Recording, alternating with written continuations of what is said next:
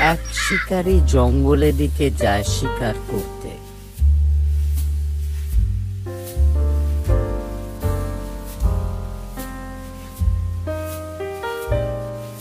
কিছুক্ষণ যাওয়ার পর এক শিয়ালের গুহা দেখা পেল। শিকারীর মাথায় এক বুদ্ধি এলো।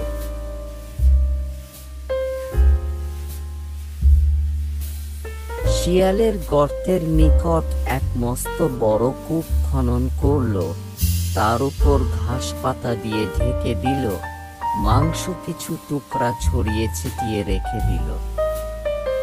শিকারীটি ভাবল যেমনি শিয়াল গন্ধ পাবে অমনি খাতে আসবে আর গর্তে ঢুকে যাবে। অমনি যে আমি শিয়ালটিকে মেরে বাড়ি নিয়ে যাব।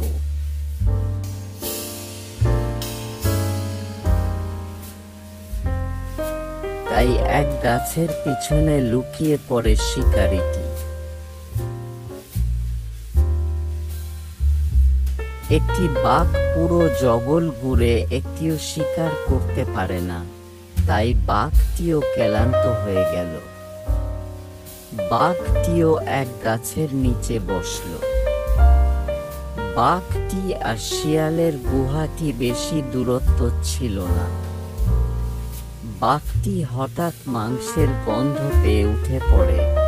বাঘটি গন্ধ পেয়ে শিয়ালের গর্তের দিকে এগিয়ে যাচ্ছে।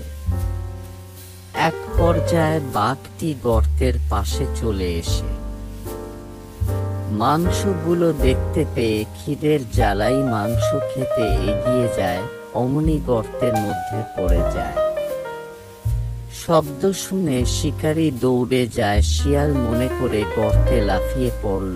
সুযোগ পেয়ে বাঘ তার শিকারীটিকে মেরে ফেলল।